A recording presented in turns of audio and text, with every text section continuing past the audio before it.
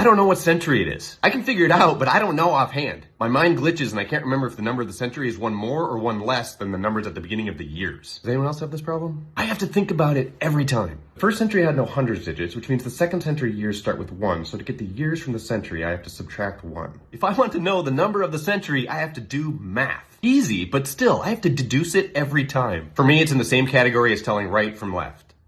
Oh my god. I can do it, but I have to think about it rather than immediately knowing. I eat with this hand, so this is right, so this is left.